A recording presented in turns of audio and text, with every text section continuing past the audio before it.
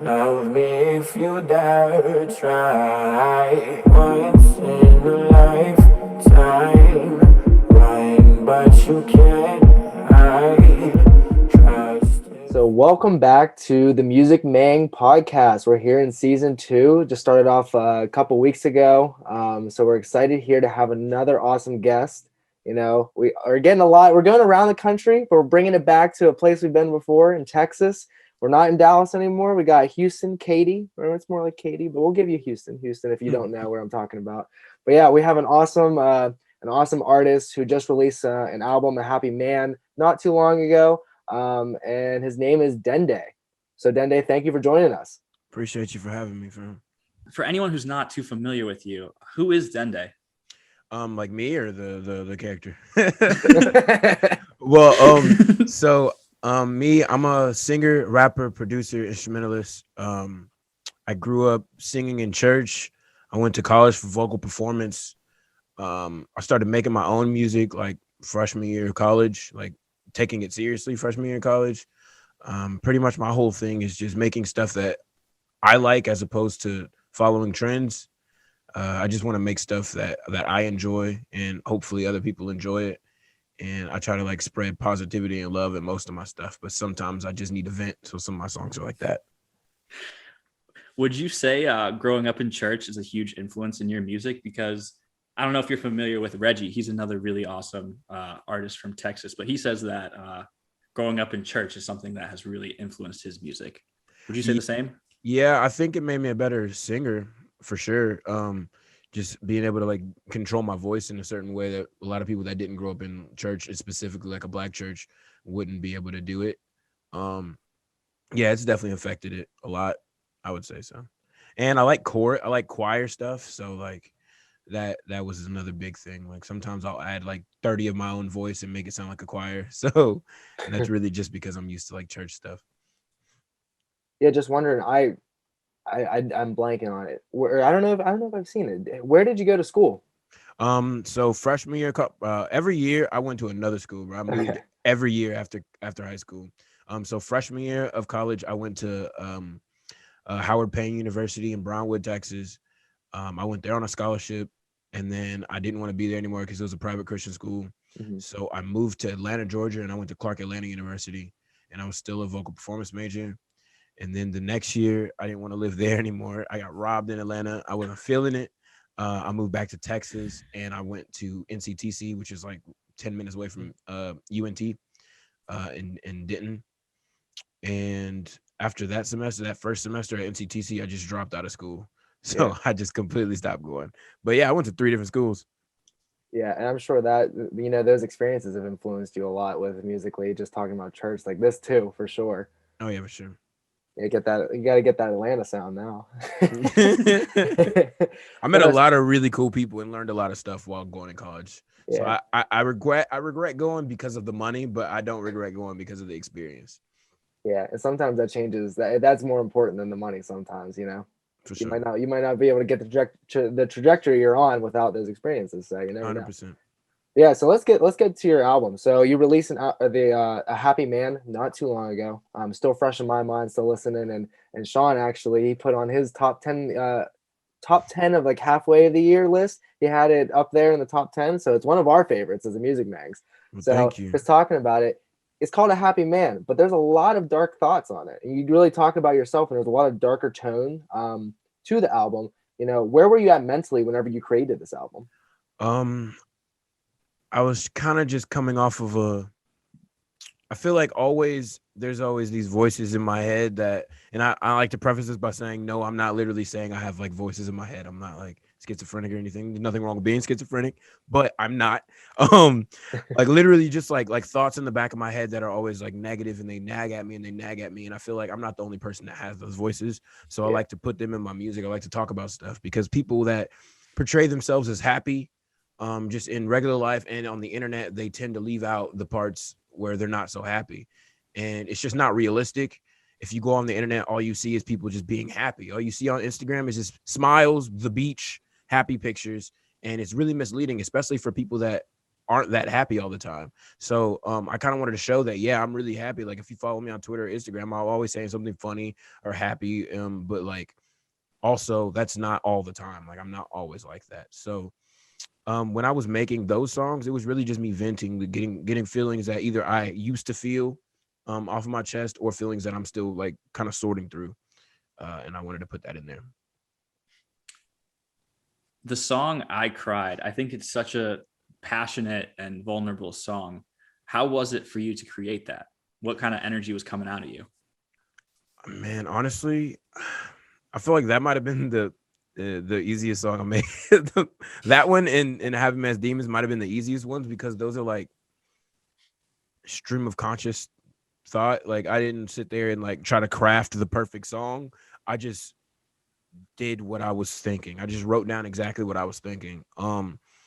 It wasn't like I was in a bad mood or anything when I wrote them. It was just like these are the thoughts that I'm thinking at this very moment. And I want to put them down and then make this instrumental. As soon as I heard the instrumental for I Cried, shout out to Billy Blunt. Billy Blunt like produced all over this project.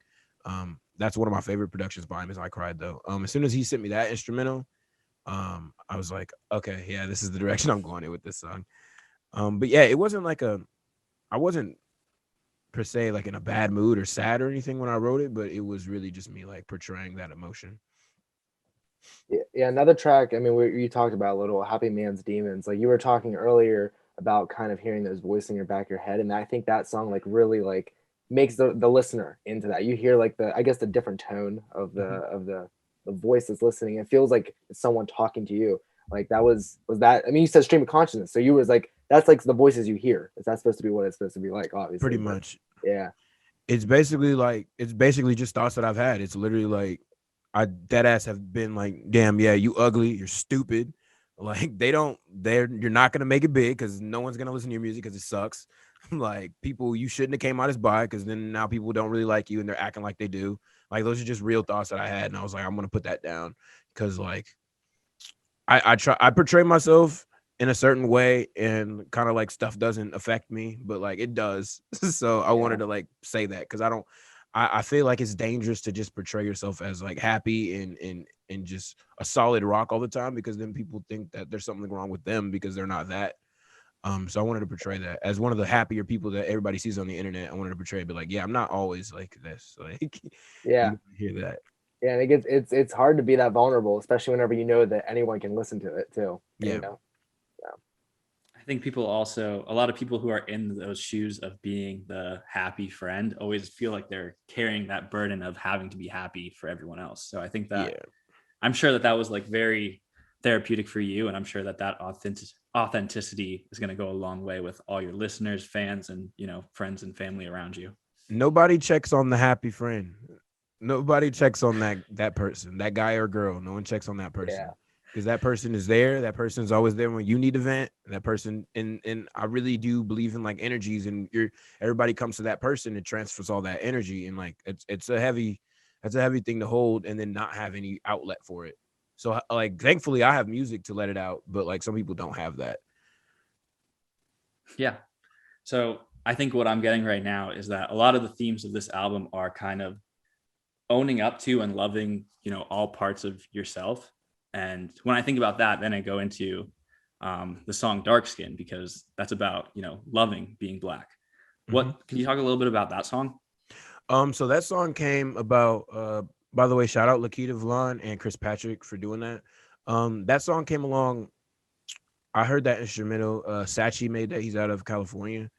I heard it and I was like, I've been seeing a lot of Black women specifically on Twitter, Facebook, whatever, talking about how Black men don't respect them, don't protect them, don't value them as people. So I was like, well, I want to make something that portrays the opposite of that. So I really just wanted to make a song talking about how beautiful Black women are and like how they should be proud of their dark skin, and that they are powerful and that they are smart and that we do value them. Just because I was kind of tired of that narrative that Black men, because I'm a Black man and I do care about Black women. So I wanted to really just be like, hey, you should love yourself because we love you too. So that's really just the backstory of that one. And then I was like, who should I put on this song? And I sent it to Chris Patrick. And that's actually the first song me and Chris Patrick recorded together. But it was not the first one we put out. put out phone number first. How did you and Chris Patrick get to knowing each other? Twitter. Pretty much like everybody else that that I've worked with recently. Like Asar, I met on Twitter, and I just met him for the first time last weekend in Jersey. Who else is on there? Well, Ola, I met in college. Lakita lives in Houston. I have a song with Nate Joel. I met him for the first time the past weekend in New Jersey. And I met Chris for the first time a couple months ago in Atlanta. But yeah, everybody I met. Oh, and Byrie, I met her for the first time in Atlanta too. Everybody pretty much I've been working with recently, I met on Twitter. That's crazy.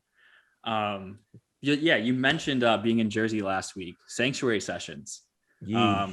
Pretty under the wraps on the internet. Not really sure who was there, but I wanted to ask you, how was that? Who was there? What was it like for you? I don't want to go in complete detail of all who was there because there's gonna be some information coming out soon. But I will say that was by far the best weekend I've had in my life. And I'm not exaggerating when I say that. Just to be able to wake up and go work on stuff and not have time constraints. Just be like, I'm gonna go work with this person. I'm gonna go work with this producer and this artist, and they're two different people that you probably never would have worked with ever before. And then you make like a hit that quick. To be able to stay up until 4:00, go to sleep for an hour, wake up at 6 and make something again. It was really cool. Yeah, they really put a really good thing together, and y'all are gonna see a lot more about it very soon. But I'm not at liberty to talk about it yet. So yeah, it was really, really cool. It was dope. Well, how does it feel to kind of like, I mean, actually, I don't know if you've been working in the studio with people recently, but like COVID, obviously at one point, like no one was working with anybody, you know, it was all over, you know, online. How does it feel to be kind of in that environment again, where you are with a bunch of people in the booth? So like, I'm honestly really, really used to being by myself in the first place. Like I said, before we like started recording, I literally record all my songs in this room by myself, like at this computer, and I sit here and I have this mic on the thing and I sit here and record myself.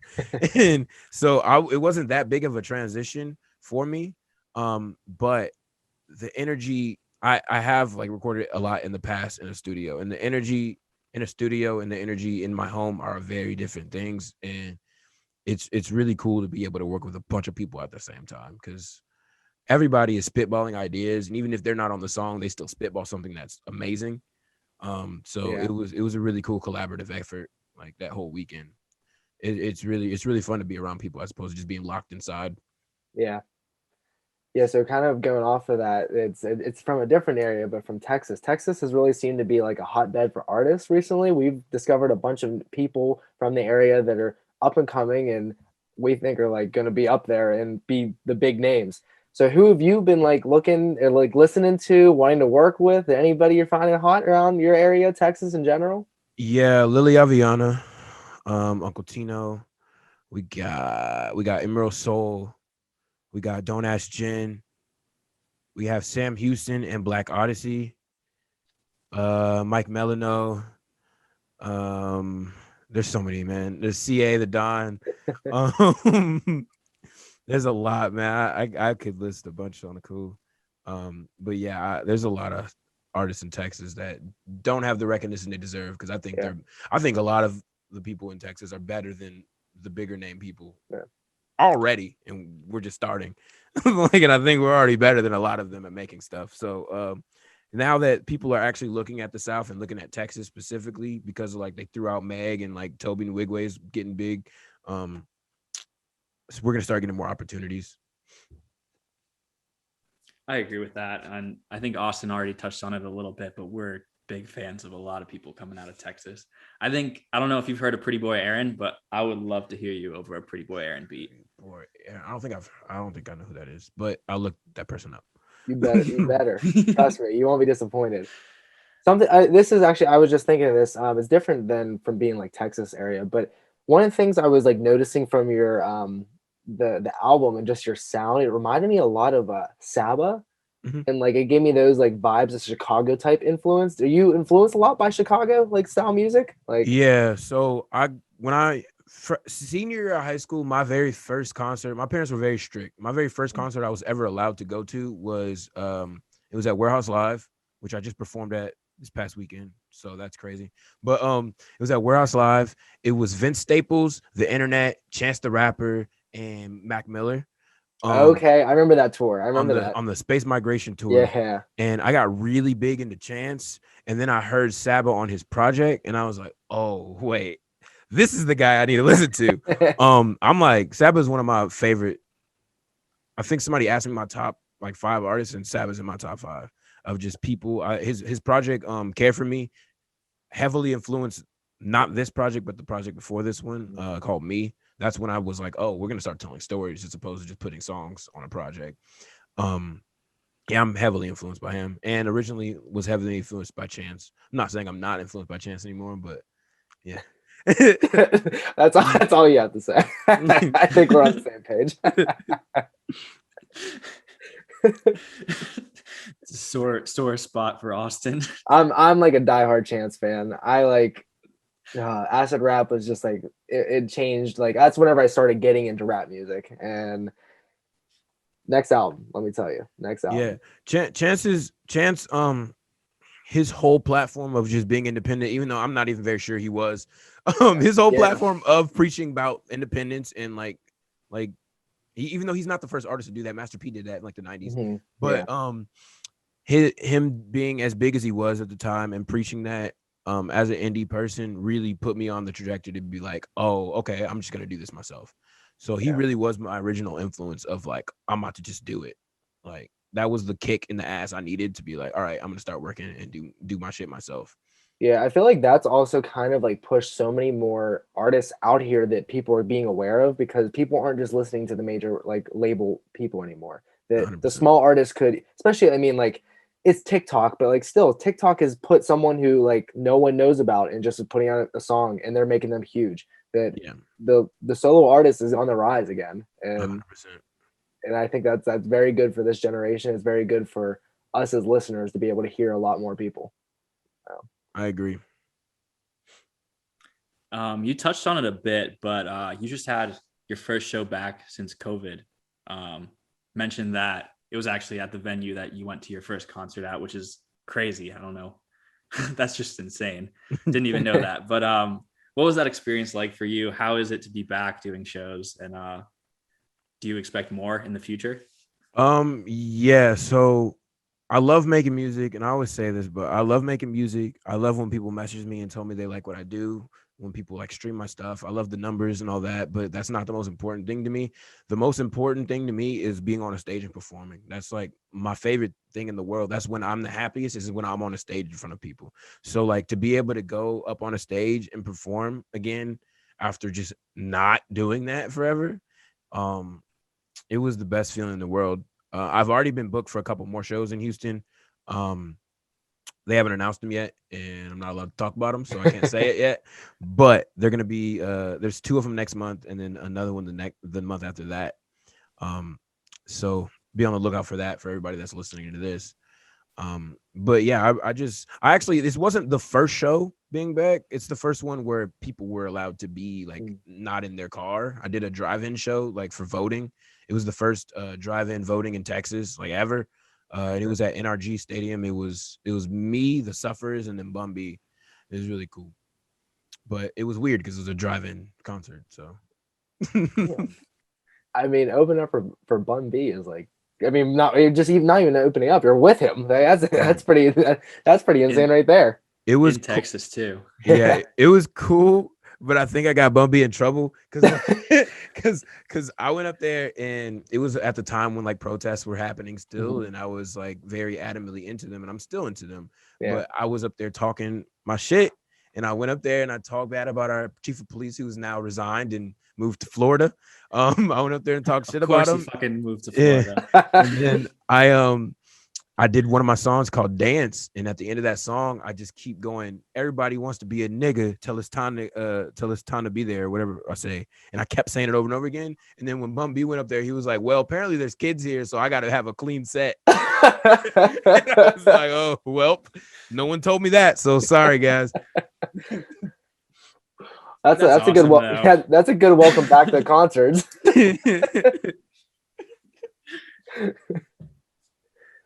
Oh, man. Any aspirations to do any shows out of Texas anytime soon? Oh yeah, for sure. I want to go to Florida. A lot of my bigger streaming places are Florida, like Miami specifically, LA, Chicago, New York, Jersey. I want to go all these places. I just want to go on like a fucking big ass tour, but we gotta make that happen somehow. Don't forget DC. Don't forget DC. That's right. Oh yeah, for sure. Come on. DC.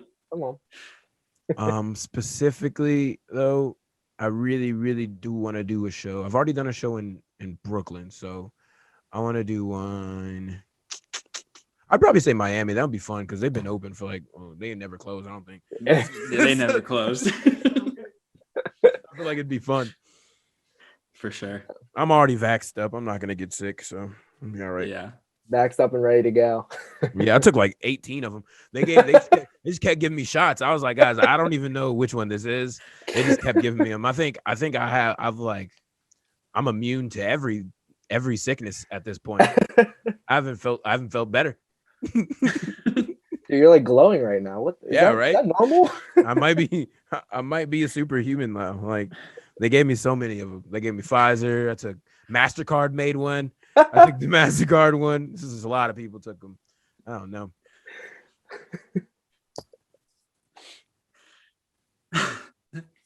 This is a great interview. I love this.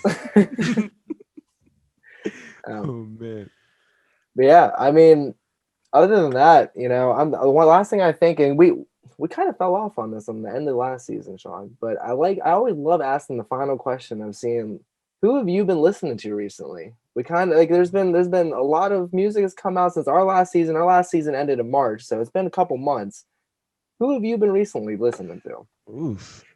Well, let me do this. Let me just open my Spotify and look. And do you think they're gonna? You think these people are gonna be influencing your next music you drop? Let me look at what I've been listening to real quick. I've been listening to Lucky Day. Okay. Masego. There's this artist named Frankie in Houston. I think he just dropped a project and I did not listen to it yet, but I listened to his last project and it made me really, really happy. And he does not have like very many like streams at all. But he's really, really cool. I've been listening to him, specifically his song Other Side. I've been listening to a lot of Smino. Haji Gaviota. I don't know if I said that right. Go to the Friend, Hiatus Coyote. Yeah, pretty much that's. I don't think it would really influence my next project, but maybe like, yeah, no, I don't know. We'll see. I don't know if it's gonna influence my next music, but it may inadvertently do that. Yeah, I mean, Sean and I were actually talking earlier, just like talking about your project and saying like we hear some Code of the Friend, like just in like your stylistic approach, and even Smino, like it's that's like some of our favorite artists too. So like that's why we're really hip to you and say like, man, that if we like him, then we like all these other people, we should get you to work with them. Yeah, I want to. I went to Code of the Friends show in Houston 2 years ago, and I was supposed to go to Smino show, but I had band practice that night, and I was like, do I skip this band practice and go see Smino, or do I keep doing this band practice? So I decided to go to the band practice, and I regretted it. But kids, don't go to band practice. Moral of the story: always go to the show. Always go to the show, man. But yeah, just artists like that. I've been listening to those artists a lot. Perfect. Well, I think that's really all that we had for today. Big thank you to Dende for coming out on the podcast. And make sure you're checking out A Happy Man. It's really, in my opinion, one of the best albums of the year so far. Thank you. Like we've talked about, influences from Smino, Code of the Friend. I think Steve Lacy's in there a little bit too. So if you like those people, definitely check it out. It's really good.